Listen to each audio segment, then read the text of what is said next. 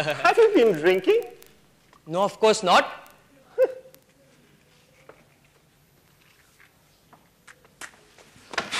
What's up with you? What's going on? It's dangerous. What? It's dangerous. We can all die. Naked flames. Hideous accident can take place with naked flames.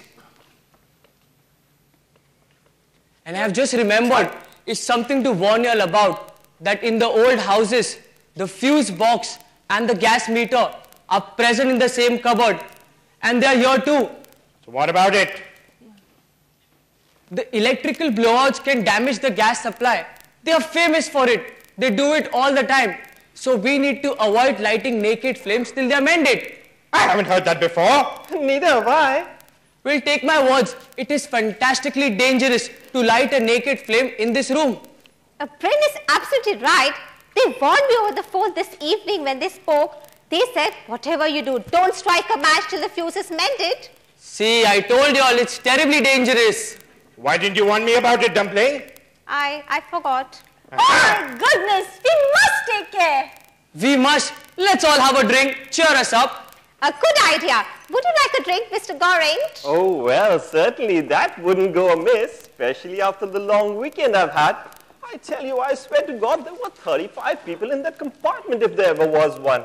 Babes in arms, toddlers, 2 nuns, 3 yapping poodles, and not a sausage to eat from Leamington to London.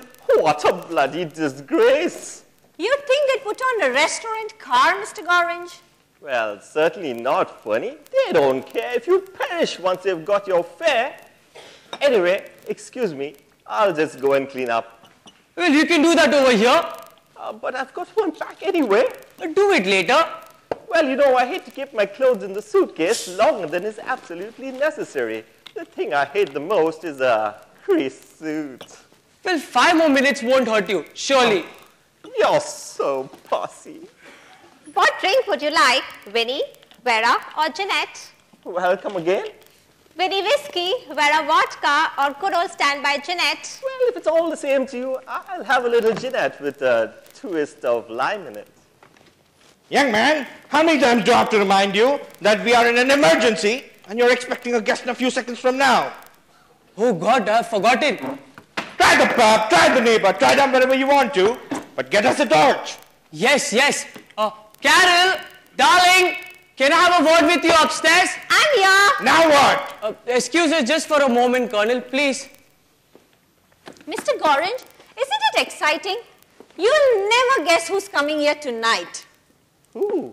Guess? Mr. Goyal? Mr. Gorange, you're ridiculous. We have to put Harold's furniture back in his room. Now?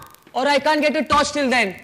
We can't. We must. He'll go mad if he comes to know what we have done. Well, Fernie, come on, tell me, who is it? Who's coming? I'll give you a clue. It's someone with money. Money? Well, let me think. Look. Is this boy touched or something? Touched? He's an absolute puppet. A what? A duck. I've known him since years, ever since he's come here. We hardly have any secrets from each other, I can tell you that. Really? Really, he's a sweet boy. Look, you hold the fort, serve them drinks, keep them busy. I'll try keeping things back in the dark. It won't work. It's got to. Wednesday! Coming, sir. Just taking some empty should take to the pubs. Say, what you want this boy touched? Trust me, darling. At the double, Miller? Yes, sir. Yes, sir. Help is definitely on the way. Carol will serve your drinks. If Mrs. Bamberger arrives, please explain the situation to her. Ooh, would you like me to come with you? Oh, no. You must be tired. You must be exhausted with all those puddles. A nice gin and lime will do wonders. I shan't be a minute. Well, now drinks. What would everyone have? I guess it's Jeanette for Mr. Gorange, and I suppose Winnie for Daddy. And how on this earth are you going to do it in the dark, Dumpling? I remember the exact way I placed the bottles. It's very simple. Look, love, let me strike a match for you. it can't be that dangerous. It's only for a minute.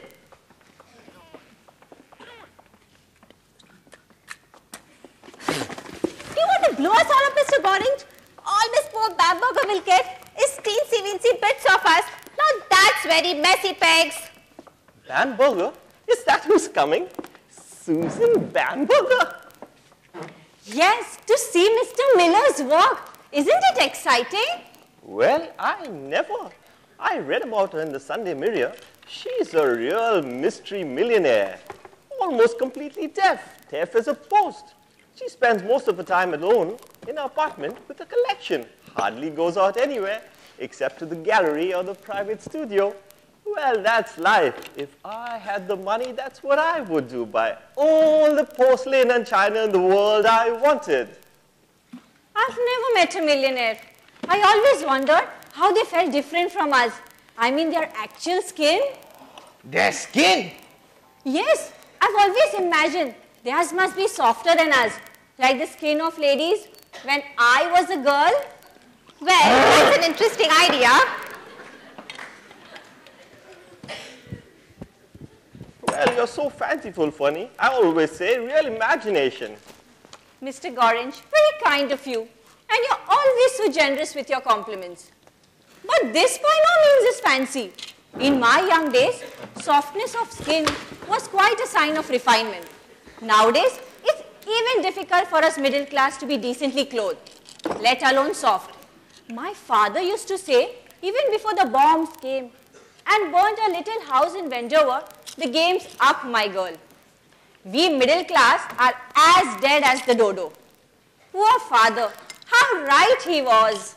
Your father was a professional man? He was a man of God, Colonel. Oh. How are the drinks coming, Dumpling? In a minute, Daddy. All right, let me help you. You can serve bitter lemon to Miss Furnival if you want. Well, Here you are, bitter lemon for Miss Furnival.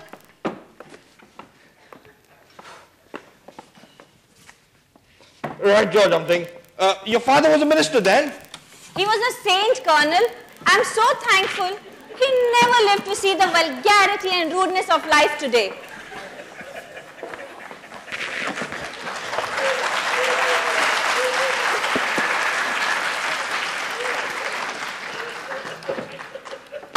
Oh, you're so right, Purdy. Vulgarity and rudeness, that's it to a T. Well, I tell you, the manners of people these days, I tell you, honestly, did I tell you what happened at my shop last Friday? I don't think I did. You didn't. Oh, well, I had just opened up my shop and I was dusting off the teapots. And who should walk in, you know, but Mrs. Levitt, you know. The ginger-haired thing I told you about, the one who thinks she's God's gift to bachelors. Here's your lemonade. Thank you, Colonel. Most kind. Well, anyway, you know, in her hand she's got a vase. The one I sold her last week. She bought it for the birthday of an old geezer friend. She's having a bit of a ding-dong with, you know. Damn it to hell! What's the matter, Daddy? I didn't see a blasted rocking chair. There's a blasted rocking chair here. You want to be careful of that, Colonel. It's in a pretty condition. I've told Brain about it several times already. Anyway, you know that vase. It was a wonderful bit of Kyangchi, you know. Really authentic. I let her have it for just 25 pounds. A real bargain, I say, you know. No argument about that.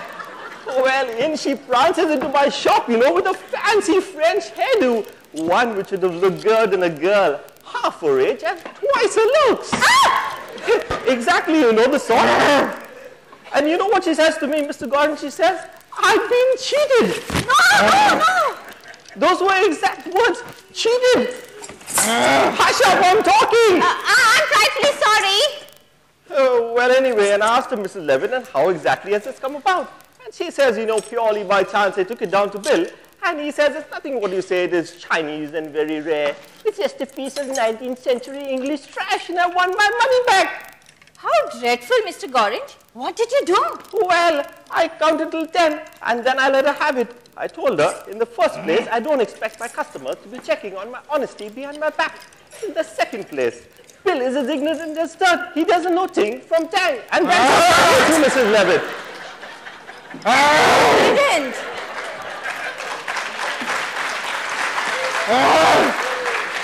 Well, I certainly did. And worse than that, I told her what you got in your hands is a minor masterpiece of Chinese pottery. And you're not even fit enough to hold a 1953 coronation mug.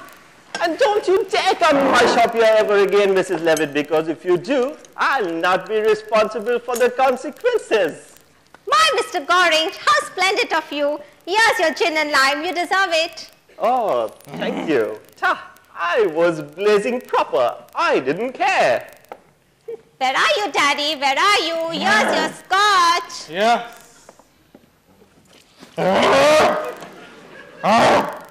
Carroty old bitch telling me about pottery? Do you care for porcelain yourself, Colonel? I'm afraid I don't know much about it, but I like the Chinese stuff. They have some wonderful colors. I must say I like the statue which I saw when I came here. Very delicate. What statue was that, Colonel? The one on the table, sir. Very fine. Ooh, I didn't know Bryn had any Chinese stuff. What was this statue of then? Well, now drinks. Since we all have the drinks, I would like to propose Daddy's regimental toast. Raise your glasses. Cheers. I'll drink to that. Thank you, Dumpling. That's very kind of you. I must say, very kind of you indeed. Damn it! That's gin! I got lemonade! Horrible. It is alcohol, I suppose. How unpleasant, dear. Well, anyway, I guess I get the gin. You get the lemonade, Funny. Colonel? Yes, sir. Let's change glasses then.